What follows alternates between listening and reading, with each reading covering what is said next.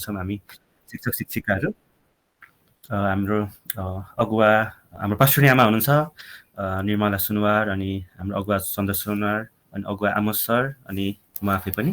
अनि हाम्रो सिनियर क्लासमा चाहिँ हामी 17 जना भाइ बहिनीहरू छन्, जसलाई चाहिँ हामी हरेक शनिबार हामी क्लास दिन्छौँ। अनि छोटो फोटो हामीले राखेको छ यो रातो शिविरको। सबैजना हुनुहुन्थेन, तर जति हुनुहुन्थ्यो हामीले चाहिँ एउटा छोटो एउटा यादको लागि हुन्छ। हामी वचनको सेवामा जानेछौँ र आज चाहिँ आजको वचन चाहिँ अलिकति यो व्यक्तिगत र अलिकति यो भनौँ अलिकति हाम्रो एउटा पर्सनल कुराहरूको हुनेछ। अनि विशेष गरी गएको समयमा चाहिँ हामी बाल सङ्गतिको कोयर र अनि सिनियर लेभलमा चाहिँ मैले एउटा विशेष एउटा बाइबलको पात्रको कक्षा लिँदै थिएँ र त्यही पात्र अन्तर्गत आजको वचन मैले ल्याएको छु। र आजको मेरो वचनको शीर्षक रहेको छ परमेश्वरको टाढानाको विद्यालय। यस्तो सुन्दाखेरि अचम्म लाग्छ है, कस्तो खालको विद्यालय हो यो भनेर। यो कुनै चर्च होइन, कुनै भवन होइन, तर यो एउटा परमेश्वरले हामीलाई हाम्रो जीवनमा कतिचोटि ल्याउने कुराहरू जुन एउटा विद्यालयको रूपमा,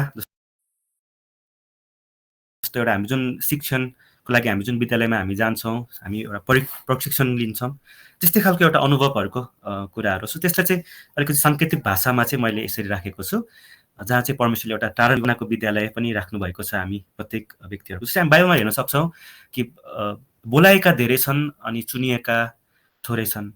र त्यो चुनिएकाहरूमा पनि जो यो टाढाको विद्यालयमा जान्छन् अझै धेरै थोरै छ, अनि जो यो विद्यालयमा भएर उत्तीर्ण हुन्छ त्यो अझै त्यसको सङ्ख्या अझै कम छ भन्ने चाहिँ एउटा मैले केही बाइबलको पुस्तकहरूमा क्रिस्चियन पुस्तकहरूमा मैले त्यो विषयमा पढ्दै थिएँ।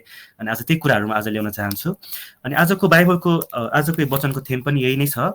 जब परमेश्वरले असम्भव काम गर्न चाहनुहुन्छ, उहाँले एउटा असम्भव व्यक्ति लिनुहुन्छ र उसलाई तोड्नुहुन्छ। आजको शीर्षक जस्तै परमेश्वरको एउटा टाढाको विद्यालय छ, जहाँ उहाँले चाहिँ एउटा असम्भव काम जब उहाँ गर्न चाहनुहुन्छ हाम्रो जीवनमा, उहाँले एउटा असम्भव व्यक्ति अथवा भनौँ एउटा साधारण भन्दा नि साधारण व्यक्तिलाई चाहिँ उहाँले लिनुहुन्छ, जसलाई चाहिँ समाजले अथवा हामी आफ्नो मानवीय दृष्टिकोणले चाहिँ असम्भव लाग्छ, तर त्यस्तै व्यक्तिलाई चाहिँ उहाँले लिनुहुन्छ र उसलाई चाहिँ तोड्नुहुन्छ। अनि यो भनाइ चाहिँ एउटा एकदमै महान प्रचारक हुनुहुन्छ, उहाँ चाहिँ एलेन रेडपाथ भन्ने एउटा व्यक्ति हुनुहुन्छ। सायदै हजुरहरू कतिजना बाइबल कलेजमा हुनुहुन्छ, उहाँको विभिन्न बुकहरू छ, बाइबल कमेन्टेरीहरू छ। सायदै यो व्यक्ति चाहिँ एकदमै परिचित व्यक्तिहरू हुनुहुन्छ।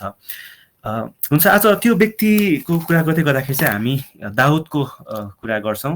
बाइबलमा धेरै यस्तो उदाहरणहरू छ जसलाई परमेश्वरले चाहिँ असम्भव कामको लागि चाहिँ एउटा असम्भव व्यक्तिको रूपमा चाहिँ चुनिएर काम गर्नुभएको धेरै उदाहरणहरू छ। तर आज चाहिँ दाउदको विषयमा चाहिँ आज म विशेष एउटा कुराहरू ल्याएको छु।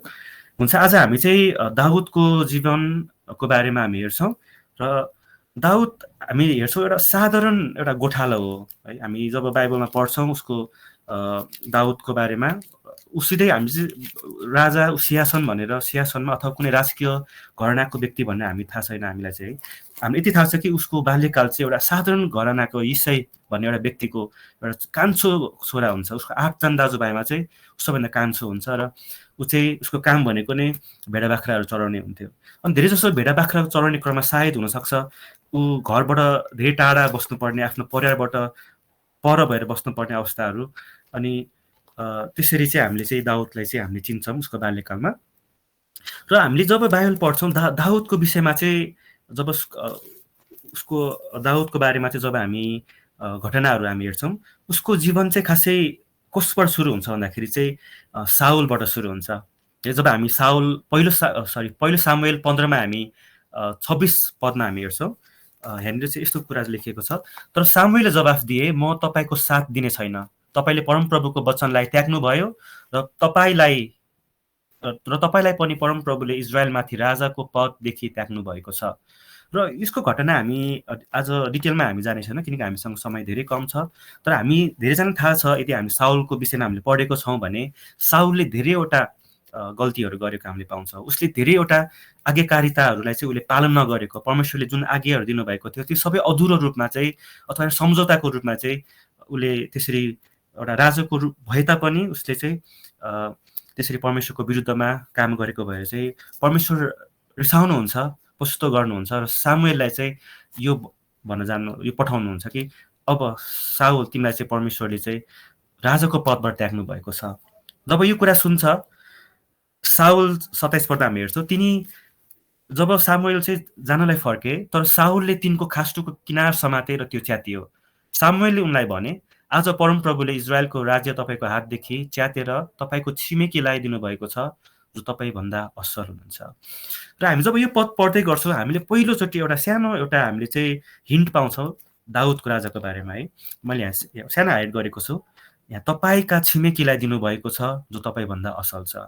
हामी अझै अगाडि पदहरूमा हेर्ने भने परमेश्वरले के भन्नुहुन्छ, दाउदलाई चाहिँ मेरो हृदय अनुसारको मानिस भेटेको छु, त्यसै कारण मैले साउललाई त्यागेको छु भनेर पनि हामीले पाउँदछौँ। र दाउदको खासै घटना चाहिँ यहाँबाट सुरु हुन्छ। दाउदलाई परमेश्वरले चुन्नु हुने चाहिँ एउटा सानो हिन्ट चाहिँ हामी चाहिँ यहाँ पाउँदछौँ। तर दाउदलाई यो कुरा थाहा छैन। दाउद ऊ भेडा गोठाला चढाइ ऊ एउटा गोठालासँग भइरहेछ है, ऊ दरारको वरिपरि पनि छैन, ऊ एउटा बेथलेम नगरको कुना काप्चातिर सायदै एउटा जङ्गल अथवा त्यो झाडीहरूतिर आफ्नो बगाललाई लिएर चढाइरहेको छ। यो साउलको गल्तीहरू पनि सायदै उसलाई थाहा छैन है। सो त्यस्तो अवस्थामा चाहिँ हामीले चाहिँ दाउदको बारेमा चाहिँ हामीले चाहिँ सानो हिन्ट पाउँदछौँ। र 35 पदमा नै हामीले हेर्ने हो भने चाहिँ अनि साउललाई इजरायलमाथि राजा तुल्याउनु भएकोमा परमप्रभुले पछुतो गर्नुभएको यो कुरा नै हामी पाउँदछौँ। र हामी यो सबैलाई हामी थाहा भएको घटना हो है। जब सामुएललाई परमेश्वरले भन्नुहुन्छ कि मैले एउटा यस्तो व्यक्ति भेटेको छु जसले चाहिँ अब साउल पछि चाहिँ इजरायलले नेतृत्व गर्छ। हामीले 16 पदमा हामीले 16 अध्यायको 12 पदमा हेर्ने हो भने यसरी लेखेको छ, यसै कारण ईशैले तिनलाई ल्याउनलाई मानिस पठाए। हामी एकैछिन यहाँ रोक्नेछौँ है। यसै कारण ईशैले तिनलाई ल्याउनलाई मानिस पठाए। हामी योभन्दा अगाडिको घटना हेर्ने हो भने चाहिँ सामुएलले चाहिँ 7 जना दाजुभाइहरूलाई चाहिँ हेरिरहेको हुन्छ, किनकि त्यहाँनिर चाहिँ ईशैको 8वटा छोराहरू हुन्छ र 7 जना चाहिँ घरमा हुन्छ भने दाउद चाहिँ भेडा बाख्रा चलाइरहेको हुन्छ, धेरै टाढा हुनसक्छ सायद, त्यही भएर मान्छेलाई चाहिँ ल्याउनलाई पठाइरहेको छ। र ती 7 जना चाहिँ कुनै पनि परमेश्वरले चुन्नु नभएपछि चाहिँ तुरुन्तै ईशैले चाहिँ आफ्नो कान्छो छोरालाई चाहिँ अनि लिन पठाउँछ। र पहिलोचोटि हामीले चाहिँ दाउद राजाको चाहिँ विवरण पाउँदछौँ है। बाइबलमा चाहिँ हामीले पहिलो विवरण चाहिँ यसरी दिएको छ, तिनी राता राता गाला चम्किला आँखा भएका सुन्दर युवक थिए। परमप्रभुले भन्नुभयो उठेर त्यसलाई अभिषेक गर, व्यक्ति यही हो। सामुएलले तेल भएको सिङ लिएर तिनका दाजुहरूका सामु तिनलाई अभिषेक गरे, त परमप्रभुका आत्मा दाउदमाथि आउनुभयो र त्यस दिनदेखि उसो तिनीसँग रहनुभयो। त्यसपछि सामुएल रामाको बाटो लागे। हामी एकैछिन बस्नेछौँ। यो घटनामा चाहिँ हामीले हेर्दै गर्दाखेरि चाहिँ परमेश्वरले चाहिँ दाउदलाई चुन्नु भएको यो घटना साउललाई थाहा छैन है। यो बेथलेमको एउटा सानो घरमा भइरहेको घटना हो। साउल अझै उसको आफ्नै सियासनमा छ, यद्यपि परमेश्वरले उसलाई त्याग्नु भएको हामीले पाउँछ। हामी अलिकति तल हामी 14 पदमा हामी हेर्छौँ भने चाहिँ परमप्रभुका आत्माले साउललाई त्याग्नु भयो अनि परमप्रभुबाटको एउटा हानिकारक आत्माले उनलाई बेला बेला पकड्थ्यो। अनि हामी एउटा 2टा राजा देखिरहेछौँ। एउटा राजा जो चाहिँ परमेश्वरबाट त्यागिएको है, पापसँग सम्झौता गर्दै गर्दै अवस्थामा चाहिँ एउटा आत्मिक अन्धोपनमा गएको र परमप्रभुले चाहिँ उसलाई तिरस्कार गर्नुभएको पाउँछ भने एउटा यस्तो व्यक्ति जो एउटा गोठालो है, एउटा बुवाले पनि नपत्याएको व्यक्ति भनेर पनि भनिन्छ दाउदलाई। किनकि जब घरमा एउटा अग्निवक्ताको उपस्थिति हुन्छ भने हामी एकदम खुसी हुन्छ नि होइन। एउटा परमेश्वरको जन आएको छ र बलिको भोजहरू भइरहेको छ भने हामी कसैले छुटाउँदैन। एउटा असल बुवाले कसैले पनि आफ्नो छोराहरूलाई अथवा कसैलाई पनि सकभर आफ्नो आफन्तहरूलाई पनि समेट्छ। तर जब दाउदको अभिषेक जब सामुएल अगमवक्ता आउँदाखेरि चाहिँ दाउदलाई चाहिँ आफ्नो बुवाले पनि बिर्सेको अवस्थामा हामी पाउँदछौँ। त्यसै कारणले गर्दाखेरि जब हामीले अघि पदमा हामीले हेरौँ कि उसलाई ईशैलाई चाहिँ मानिसहरूलाई चाहिँ लिन पठाउन गएको है। अनि दाउद एउटा असाधारण है, एउटा एकदमै असम्भव खालको देखिने एउटा बालकलाई, एउटा युवकलाई चाहिँ परमेश्वरले चाहिँ अभिषेक गर्नुभएको। तर हामी यसैमा सकिँदैन है घटना। हामी जब अगाडि बढ्दै जान्छौँ दाउद र साउल फरक ठाउँमा छ। दाउद अभिषेक हुने बित्तिकै पक्कै पनि दाउद हामी सिंहासनमा साउलको अगाडि फेस टु फेस तपाईँको सिरपेट चाहिँ मलाई दिनुहोस् भनेर गएको हामीले पाउँदैनौँ। परमेश्वरको अभिषेक मलाई आएको छ, यसै कारण गर्दाखेरि चाहिँ तपाईँको त्यो सिंहासनको कुर्सी चाहिँ अब मलाई दिनुहोस्, तपाईँको सत्ता चाहिँ मलाई दिनुहोस् भनेर चाहिँ ऊ साउलसँग चाहिँ वाद विवाद गर्न गएको अथवा एउटा समूह लिएर चाहिँ उसँग चाहिँ विवाद गर्न गएको हामी पाउँदैनौँ। तर दाउद चाहिँ फेरि पनि उसको आफ्नै भेडा बगालसँग ऊ फर्केको हामी पाउँदछौँ। र साउल चाहिँ आफ्नै सिंहासनमा बसिरहेको हुन्छ र हामी 17 अध्यायलाई हामी चाहिँ स्किप गर्छौँ किनकि यो धेरै लामो अध्याय छ र हामीलाई थाहा छ दाउदले कसरी गोलियतलाई गोलियतलाई कसरी जितेको त्यो कुराहरू मलाई लाग्छ हामी धेरैजनाले सुन्दै आएका छौँ विभिन्न वचनको सेवाहरूमा विभिन्न चलचित्रहरूमा नि यसमा धेरै कुरा आएको छ र जब हामी 18 अध्यायमा आउँछौँ पहिलो सामुएलको 18 अध्यायमा यतिखेर दाउद हुर्किसकेको हुन्छ एउटा जवान मानिस भइसकेको हुन्छ है अनि जब दाउदले गोलियतलाई मारेको हुन्छ त्यसपछि त्यहाँ चाहिँ स्त्रीहरू आनन्दित भएर है पहिलो सामुएल 18को 7मा हामीले हेर्ने हो भने स्त्रीहरू आनन्दित भएर यसो भनेर गाउँदथे साउलले हजारौं हजारलाई ध्वंस गरे र दाउदले त लाखौं लाखलाई ध्वंस गरे साउल साह्रै रिसाए र ती शब्दहरू उनलाई चोट लाग्यो उनले भने दाउदको निम्ति तिनीहरूले लाखौं लाख ठहराए तर मलाई चाहिँ हजारौं मात्रै अब तिनलाई राजा तुल्याउनु मात्र त बाँकी रह्यो अब हामी एकैछिन यो पदमा हामी रहन्छ किनकि अब यो पदले चाहिँ हामीलाई चाहिँ कहाँ डोराउँदैछ भन्दाखेरि चाहिँ परमेश्वरले दाउदलाई चुन्नु भएको छ र अब परमेश्वरले दाउदलाई अब तोड्दै पनि हुनुहुन्छ जब हामी यो पदमा हामी पुग्छौँ दाउदको चाहिँ एउटा तोड्ने समय आएको छ यति बेलासम्म साउललाई कुनै पनि एउटा आइडिया पनि थिएन एउटा समझमा आएको पनि थिएन कि अब को चाहिँ होला त है उसलाई दरबारमा जब सामुएल उसलाई फेस टु फेस गरेर तपाईँ अब राजा हुनबाट अब तपाईँलाई परमेश्वरले तिरस्कार गर्नुभएको छ तपाईँलाई त्याग्नु भएको छ अब तपाईँको सिंहासन चाहिँ तपाईँभन्दा असल व्यक्तिले जाँदैछ भन्दाखेरि पक्कै नै साउललाई लागिरहेको थियो अब चाहिँ कसले चाहिँ मेरो सत्ता छिन्छ को व्यक्ति होला भनेर चाहिँ शङ्का लागिरहेको थियो होला यतिका वर्षहरूसम्म जब यो उसले शब्दहरू सुन्छ त्यति बेला चाहिँ उसलाई पक्का पक्की हुन्छ कि अब मेरो सत्ता छिन्ने अब मेरो चाहिँ यो सबै सिंहासन लाने है मेरो राजकीय यो पोसाकको अब चाहिँ हकदार चाहिँ अब कोही नभएर चाहिँ दाउद नै रहेछ किनकि हामी अन्तिममा फेरि हामी हेर्छौँ अन्तिम शब्दहरूमा अब तिनलाई राजा तुल्याउनु मात्र त बाँकी रह्यो यो शब्दले चाहिँ उसलाई साह्रै उर्साएको हामी पाउँदछौँ र यसरी अब हामी चाहिँ दाउदको एउटा तोडिने समयमा हामी प्रवेश गर्छौँ र हामी जब 10 अध्यायमा हेर्छौँ हामी 18 अध्यायमै छौँ 18 अध्यायको 10 अध्याय हामी हेर्दाखेरि चाहिँ भोलिपल्ट परमेश्वरतर्फको एउटा हानिकारक आत्माले साउललाई पक्र्यो उनी घरैमा अगमबानी बोलिरहेका थिए दाउदले अघि चाहिँ साउलको निम्ति वीणा बजाउँदै थियो हामीलाई थाहा छ दाउदले चाहिँ साउलको लागि चाहिँ वीणा बजाएर चाहिँ उसको हानिकारक आत्मालाई चाहिँ उसले छुटकारा दिने त्यो वरदान थियो अनि दाउद सायदै त्यसैको लागि चाहिँ फेरि वीणा बजाउँदै गर्दाखेरि हामी हेर्छौँ साउलको हातमा आफ्नो भाला थियो दाउदलाई भित्तैमा उनिदिउँछु मनमनमै भन्दै त्यो हाने तर दाउद दुवैपल्ट तर्के भनेको अर्थ चाहिँ दाउदलाई 2 चोटि चाहिँ यहाँ भाला प्रहार भएको छ तर हामी टोटल हेर्ने भने चाहिँ यहाँ साउलले 3 चोटि प्रहार गरेको हामी पाउँदछौँ र दाउदको चाहिँ यसरी चाहिँ अब उसको तोडिने समयहरू आउँदछ ऊ एउटा सेनाको रूपमा चाहिँ साउलको एउटा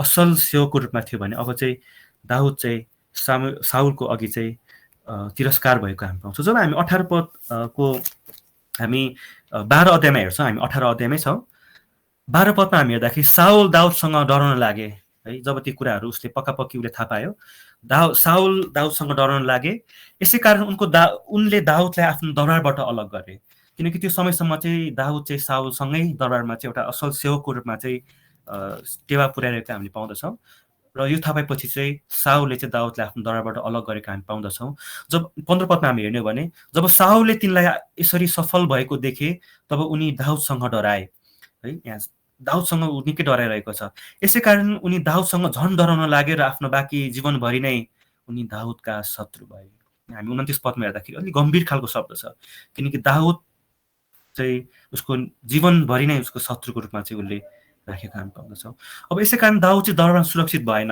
है त्यसै कारणले गर्दाखेरि चाहिँ दाउदलाई मार्नु भनी साउलले आफ्नो छोरा जोनाथान र सबै आफ्ना भादरहरूलाई भनेको हामी पाउँदछौँ जब हामी 19 पदको पहिलो पदमा हेर्छौँ सबैलाई उसले चाहिँ एउटा आज्ञा दिएको छ अब दाउदलाई चाहिँ तिमीहरू सबैजना मिलेर चाहिँ मार्नुपर्छ भनेर जब यो कुरा थाहा पाए दाउदले चाहिँ हामी 20 अध्यायमा हामी अब जाँदैछौँ 20 अध्यायमा हामी पुग्दाखेरि चाहिँ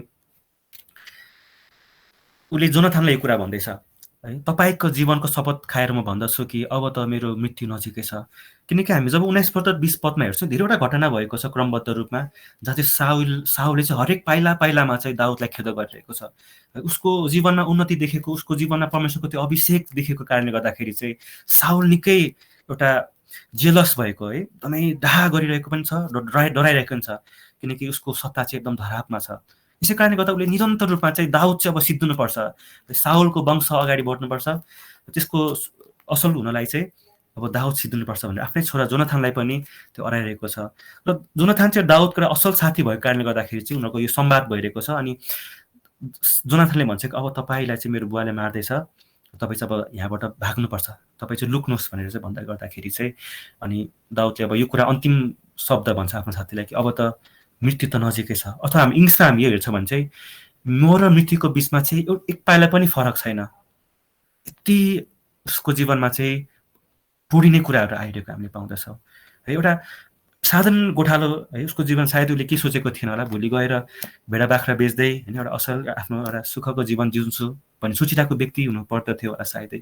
तर अब त्यो अभिषेकको कारणले गर्दाखेरि है, परमेश्वरले उसलाई चुन्नु भएको कारणले गर्दाखेरि चाहिँ अब उसको चाहिँ मृत्युको मुखसम्मै उसलाई चाहिँ धेरैवटा टोडिने कुराहरू आइरहेको हामीले पाउँदछौँ। यति मात्र नभए साउलले यति धेरै उसलाई चाहिँ खेदो गर्दैछ कि अब दाउद कहीँ पनि सुरक्षित भएन है। अनि उसै कारणले गर्दा ऊ चाहिँ त्यहाँको एउटा गुफाहरू छ, त्यहाँ इजरायलमा विभिन्न गुफाहरू छ, र दाउद चाहिँ त्यो गुफाहरूमा चाहिँ बास बस्न थाले।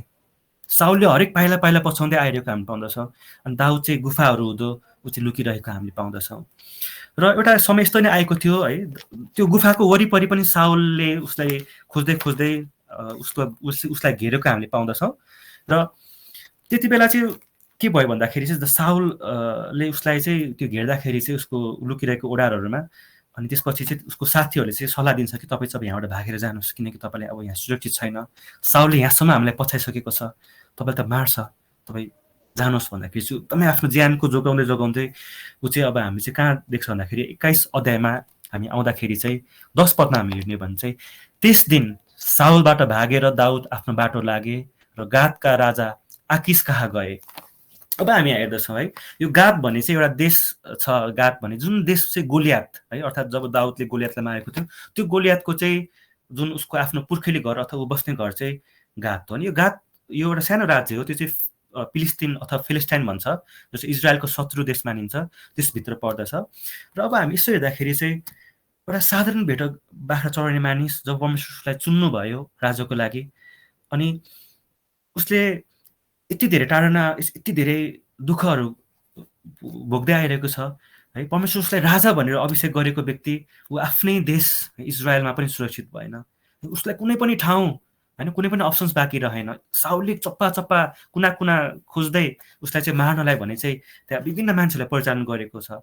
र जुन देशको लागि चाहिँ परमेश्वरले उसलाई अभिषेक गर्नुभएको थियो, अब त्यही देश चाहिँ उसको लागि सुरक्षित नभएको हामी पाउँदछौँ। अनि अन्तिम विकल्प है, आफ्नै शत्रु देशमा ऊ आश्रय लिन जानु परेको अवस्था आएको छ है। अनि यति धेरै टुटेको कुराहरू हामी पाउँदछौँ। अनि यहाँनिर हामी जब 13 अध्यायमा हामी 13 पदमा हामी जब आउँछौँ, 1 पहिलो सामुएल 13 पदमा, त्यसै कारण तिनले उनीहरूका सामुने पागलपनको अभिनय गरे। हामी एकैछिन यहाँ रोकौँ है। जब हामी ठ्याक्कै यो 10 पहिलो सामुएल 21 को 10 र यहाँनिर 13 पदको बिचमा हामी हेर्छौँ, त्यहाँनिर चाहिँ जब दाउद चाहिँ त्यहाँ गादको सहरभित्र छिर्न लागे अनि त्यहाँ वरिपरि मानिसले चिन्न थाल्यो, हो यो दाउद होइन, यो गोलियातले मार्ने दाउद यी नै होइन त भन्न थापेपछि अनि उसलाई डर भयो, ओहो मलाई अब अझै सुरक्षित भएन, अब म त के गर्नु पर्यो भन्दाखेरि चाहिँ अब चाहिँ म एउटा पागलको रूपमा चाहिँ एउटा अभिनय गर्छु भने चाहिँ उसले एउटा भाङ्न एउटा थुत्रे त्यो च्यातेको लुगाहरू चाहिँ लाएर है, यहाँ चित्रमा तपाईँले देख्न सक्नुहुन्छ, आफूले एउटा पागल जस्तो रूपमा चाहिँ उसले आफूलाई प्रस्तुत गरेको हामी पाउँदछौँ है। उसलाई कुनै पनि सहारा थिएन, उसको कुनै पनि साथीहरू थिएन है। ऊ चाहिँ भाग्दै भाग्दै भाग्दै भाग्दै उसको छिमेकी शत्रु देशको राजाको दरबारमा हामी गएको पाउँदछौँ। म एउटा सानो सन्दर्भ जोड्न चाहन्छु। म गएको डिसेम्बरमा मैले एउटा पास्टरलाई भेट्न मौका पाएको थिएँ। अनि उहाँले एउटा गयोहरू भन्दै हुनुहुन्थ्यो। उहाँ चाहिँ रसियाको धेरै वर्ष अगाडि उहाँ चाहिँ एउटा पुलिस हुनुहुन्थ्यो है, रसियाको। अनि त्यो रसियाको एकदम ठुलो एउटा पोस्टमा हुनुहुन्थ्यो, पुलिसको राजधानीमै हुनुहुन्थ्यो। अनि जब उहाँले यीशु ख्रीष्टलाई पाउनुभयो अनि जब यीशु ख्रीष्टलाई उहाँले विश्वास गर्न थाल्नुभएपछि उहाँले चाहिँ सुसमाचारहरू सुनाउन थाल्नु भएको थियो साथीहरूलाई। अनि उहाँ हरेक त्यो अन्य भाषाहरूमा चाहिँ आफ्नो अफिसहरूमा प्रार्थना ठुल्ठुलो स्वरले प्रार्थना गर्नुहुन्थ्यो, सबै कैदीहरूलाई प्रार्थना गर्नुहुन्थ्यो, त्यहाँको विभिन्न स्टाफहरूलाई प्रार्थना गर्नुहुन्थ्यो। अनि यो गतिविधि चाहिँ देखेको कारणले गर्दाखेरि चाहिँ सिधै एउटा चिठी उहाँको हातमा पर्दछ। एक दिन चाहिँ उहाँको ड्युटीको दिनमा चाहिँ एउटा चिठी उहाँको हातमा पर्दछ। अनि त्यो चिठी हेर्दै गर्दाखेरि चाहिँ तपाईँले गर्नुभएको प्रार्थना, यो जुन इसाई धर्मको प्रचारहरू चाहिँ हाम्रो देशको लागि चाहिँ हानिकारक छ, यसै कारणले तपाईँको अविलम्ब आजबाट तपाईँलाई चाहिँ हाम्रो पुलिस डिपार्टमेन्टबाट तपाईँलाई बर्खास्त गरिन्छ भनेर चाहिँ एउटा चिठी आएको हामी पाउँदछौँ। अनि जब त्यो चिठी कसले लेखेको भनेर हेर्दाखेरि चाहिँ त्यो चिठी चाहिँ सिधै रसियाको राष्ट्रपतिको टेबलबाट आएको रहेछ, राष्ट्रपतिको सिग्नेचर भएको रहेछ है। अनि यो चाहिँ 30 वर्ष अगाडिको कुरा हो। अनि जब त्यो कुरा हुन्छ उहाँको जीवनमा चाहिँ, अनि त्यो पास्टरले भन्नुभएको थियो मलाई, जब उहाँ पुलिस हुँदाखेरि उहाँको यति ठुलो एउटा आदर थियो, यति धेरै धन सम्पत्ति थियो, उहाँले के पनि उहाँलाई खाँचो थिएन, सबै मान भन्ने मान, धन सम्पत्ति भने धन सम्पत्ति, सबै कुरा थियो। तर जब राष्ट्रपतिले आफ्नै निर्देशन अनुसार चाहिँ उहाँले बर्खास्त गर्नुभयो, त्यसपछि सबै उहाँको चाहिँ कामहरू, सबै कुराहरू चाहिँ बन्द भयो है। उहाँले अरू कुनै पनि ठाउँमा जागिर पाएन, किनकि राष्ट्रपतिबाट चाहिँ ऊ रातो सूचीमा आएको भएर चाहिँ कुनै पनि संस्थाले चाहिँ उहाँ लिन चाहेन। अनि जो उहाँको अन्डरमा भएको साथीभाइहरू थिए उनीहरू पनि उहाँको नजिक आउन चाहेन, किनकि ऊ त राष्ट्रपतिको विरोधी जस्तो खालको व्यक्ति, उसको नजिक आयो भने, उसलाई सहयोग गर्यो भने, उसको वरिपरि चाहिँ खान बस्यो भने पक्कै नै हाम्रो पनि जागिर जान्छ भन्ने खालको डरले गर्दाखेरि चाहिँ उहाँलाई सबैले छोड्यो, सबैले तिरस्कार गयो, अनि उहाँ एक्लो हुनुभएको थियो। अनि त्यो एक्लो अवस्थामा चाहिँ कसरी परमेश्वरले चाहिँ उहाँलाई सहायता गर्नु भन्ने कुरा चाहिँ उहाँलाई गयो भन्दै हुनुहुन्थ्यो। अनि त्यस्तो भन्दै गर्दाखेरि ठ्याक्कै मलाई यो दाउदको एउटा याद आयो, जब एउटा राजा नै एउटा साधारण व्यक्तिको विरोधमा लाग्छ भने अरू कोही पनि हुँदैन है। त्यसै कारणले गर्दा दाउद ओडारहरूमा भएर अनि विभिन्न ठाउँहरूमा भएर चाहिँ भाग्नु परेको अवस्था छ। यतिको समयमा त सायद उसको दाजुभाइहरू पनि उसलाई साथ दिनलाई आएको थिएन, सायद उसको दाजुभाइहरू उसलाई बिर्सिसकेका थियो होला। यति दरिद्रको अवस्थामा चाहिँ हामीले दाउदलाई पाएको छ। अब यतिको समय आइसकेको छ कि ऊ अब र्याल चुहाउँदै होइन, पागलको नाटक गर्दै चाहिँ, अनि त्यहाँनिर चाहिँ मूल ढोकाको चाहिँ त्यो कोतार्दै है, नङले कोतार्दै र्याल चुहाउँदै बौला जस्तो भएर चाहिँ ऊ चाहिँ त्यहाँ ढोकामा चाहिँ उसले चाहिँ कोतार्दै गर्छ। जब हामी यो पदलाई एकछिन हामी आफैलाई दाउदको स्थानमा राखेर हामी हेर्दाखेरि चाहिँ साँच्चै नै दाउदको लागि सबैभन्दा एउटा तल्लो अथवा टोडिएको अवस्था थियो है। एउटा राजा अभिषेक बोकेको मानिस छिमेकी राज्यको देशमा र्याल चुहाउँदै, भाङ्रा लाउँदै, लुक्दै गर्दै आश्रय लिनु परेको अवस्था है। अनि यस्तो बेला चाहिँ मैले एउटा भजन सङ्ग्रहको पुस्तक पढ्दै थिएँ गएको केही समयमा, अनि ठ्याक्कै यही सन्दर्भ दाउदको सन्दर्भ जोड्दै गर्दाखेरि चाहिँ, अनि भजन सङ्ग्रह 59 पद पढ्दै गर्दाखेरि चाहिँ यो यसरी लेखेको छ, म यहाँ हजुरको अगाडि पढिदिन्छु। यहाँ यसरी लेखेको छ, हे परमप्रभु परमेश्वर मलाई बचाउनुहोस्, किनकि पानी मेरो गर्दनसम्म आइसकेको छ। उभिने ठाउँ नभएको गहिरो दलदलमा म डुब्दैछु, गहिरो पानीमा म फसेको छु, बाढहरू म माथि उर्लिँदैछ। मद्दतको लागि कराउँदा कराउँदा म थाकेको छु, मेरो घोक्रो सुकिसकेको छ। मेरो मेरो परमेश्वरको बाटो हेर्दा हेर्दा मेरो आँखा धमिला भएका छन्। बिना कारण मलाई घृणा गर्नेहरू मेरो शिरको कपालभन्दा धेरै छन्। बिना कारण मेरो शत्रुहरू हुनेहरू धेरै छन्, जसले मलाई मार्न खोज्छन्। मैले नलुटेको चिजहरू फिर्ता गर्न मलाई बाध्य भएको छ। यो धेरै छ, तर म यतिसम्म त पढ्न चाहन्छु। र दाउदको जीवन चाहिँ हामीले हेर्छौँ, एउटा गोठालो हुँदै, एउटा अभिषेक पाएको, राजा अभिषेक पाएको व्यक्ति हुँदै, एउटा साउलको एउटा सेनाको एउटा व्यक्ति हुँदै गर्दाखेरि चाहिँ फेरि उसको जीवनमा चाहिँ त्यो टाढानाको समयहरू, त्यो टोडिने समयहरूमा चाहिँ ऊ गएको हामी पाउँदछौँ। अनि हामी जब यो कुराहरू हामी हेर्दै गर्दाखेरि चाहिँ जब हाम्रो जीवनमा यस्तो समयहरू आउँदछ, हामी दाउदलाई हामी सम्झिनु पर्दछ है। हामी गएको सायदै नयाँ वर्षमा हामीहरू धेरैजना हामी आउनुभएको थियो होला हाम्रो जागरण प्रार्थनामा, अनि त्यो वचनको सेवाकाई को एकजना वक्ता हुनुहुन्थ्यो हाम्रो मण्डलीबाट। उहाँले चाहिँ आफ्नो आफ्नो विगतको केही यस्तो समयहरूको बारेमा भन्दै हुनुहुन्छ जहाँ चाहिँ उहाँलाई चाहिँ एकदमै परमेश्वरको एउटा टाढा नपाएको जस्तो समयहरू, टुटेको समयहरूको कुराहरू गर्दै हुनुहुन्थ्यो। उहाँ एउटा साधारण व्यक्ति हुनुहुन्थ्यो, इन्डियामा बेङ्गलोर हुनुपर्छ सायदै। त्यो ठाउँमा चाहिँ जब उहाँ जाँदाखेरि चाहिँ विभिन्न साथीहरू है, हाम्रो मण्डलीहरूले चाहिँ सपोर्ट गर्छु भनेर भन्नुभएको रहेछ। अनि जब उहाँको फिसहरू तिर्ने समय आयो, अनि जब सबै साथीहरूको चाहिँ चिठीहरू आउँथ्यो खाममा, अनि तब चाहिँ नेपालबाट चाहिँ उहाँलाई कुनै पनि त्यो चिठीहरू नआएको, कुनै पनि मान्छेहरूले चाहिँ नसम्झेको, सबैले बिर्सेको कुराहरू गर्दै हुनुहुन्थ्यो। अनि फिस तिर्नलाई पनि, इक्जामको फिसहरू तिर्नलाई पनि एकदमै गाह्रो भएको थियो। अनि त्यस्तो अवस्थामा चाहिँ उहाँ चाहिँ नरिवलको रुखको मुनि गएर चाहिँ त्यो रातिको समयमा चाहिँ प्रार्थना गर्नुभएको कुराहरू उहाँले बताउँदै हुनुहुन्थ्यो। अनि त्यस्तो समयहरूमा चाहिँ उहाँ परमेश्वरसँगको घनिष्ठता अनि परमेश्वरलाई चाहिँ पुकार्दै हुनुहुन्थ्यो।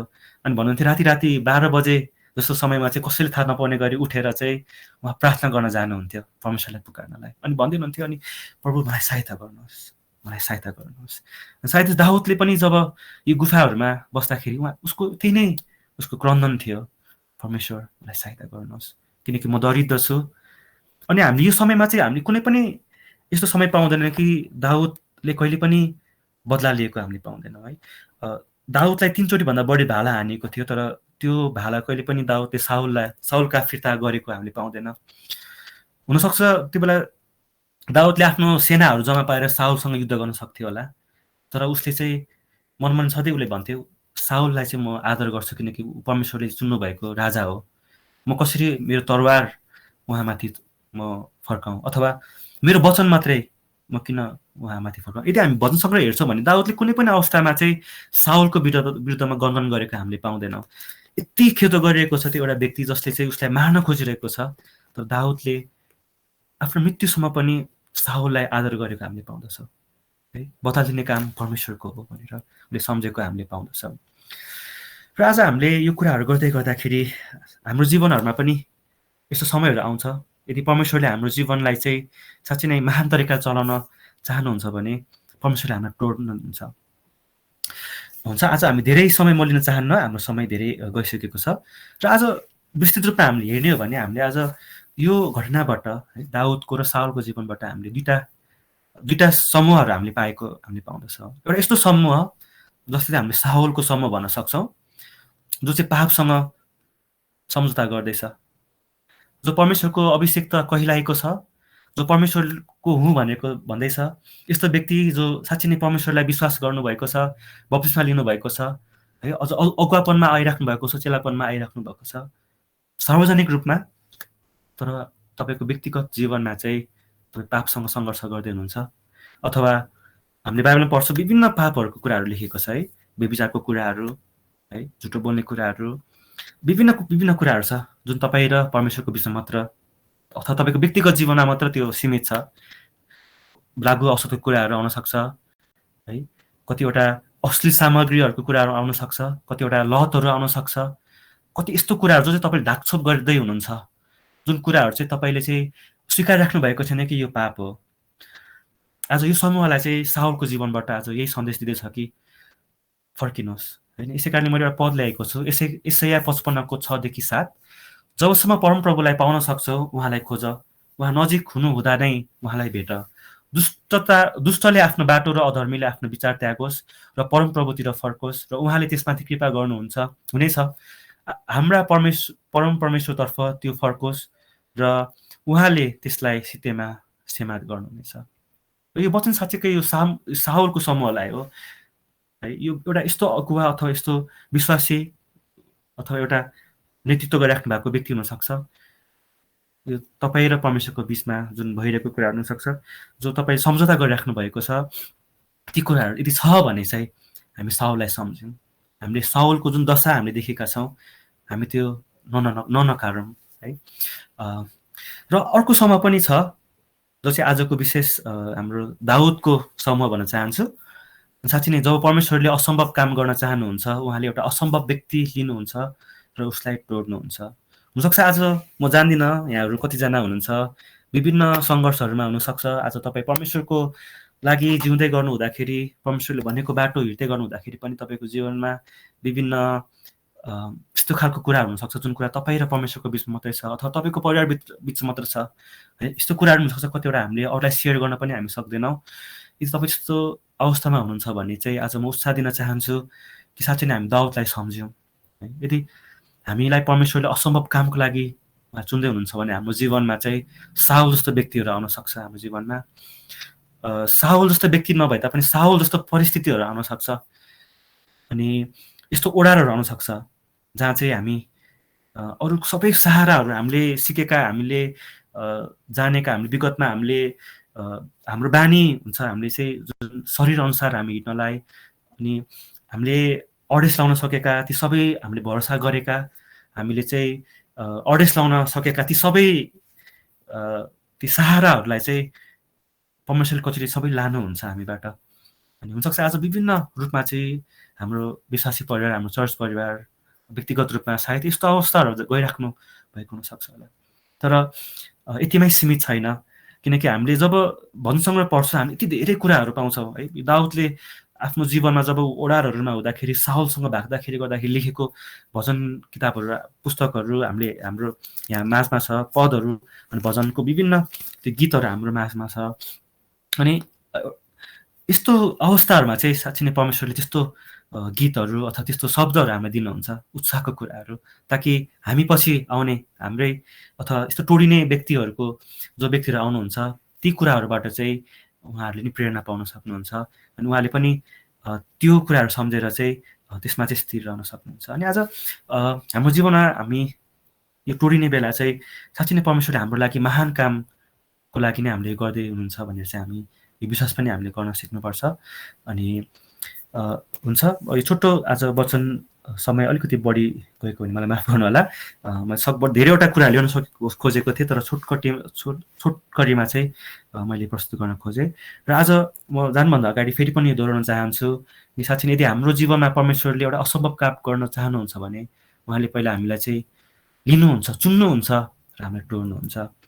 अनि यो एउटा प्रार्थनाको विद्यालय हो जहाँ चाहिँ परमेश्वरले हामीलाई चाहिँ उहाँको इच्छाअनुसार हामीलाई बनाउनुहुन्छ। हामी गीत गाउँछौँ, हामी एउटा रित्तो बाटोमा परमेश्वर हामीलाई कुटीपिटी हामीलाई काट्नुहोस्। अनि यो प्रक्रिया चाहिँ साँच्चै नै सजिलो छैन। अनि यदि हामी यस्तो अवस्थामा छौँ भने हामी स्थिर रहौँ दाउद जस्तै, हामी प्रतिकार नगरौँ, हामी हरेस नखाउँ, हामी त्यो बाटो लाग्नलाई हामी विभिन्न कतिवटा हामीलाई चाहिँ हरेस खानलाई कतिचोटि हामी पुग्छौँ। यदि तपाईँ सेवाकायमा हुनुहुन्छ भने विशेष गरी हरेस नखानु होला। परमेश्वर साँच्चै नै हामीलाई महान कामको लागि हामीलाई बोलाउनु भएको छ, हामी विश्वास साथ। अनि विशेष गरी जब जब यस्तो परिस्थितिहरू आउँछ हामी दाउदलाई सम्झौँ। अनि विभिन्न यस्तो व्यक्तिहरू छ जसले हामीलाई प्रेरणा दिनुहुन्छ। हामी चाहिँ साँच्चै नै प्रार्थना साथ हामी अघि बढौँ। हुन्छ, वचनलाई म यति राख्न चाहन्छु। अनि चन्द्र सरलाई फेरि पनि धन्यवाद यो समयको लागि। हुन्छ, धन्यवाद।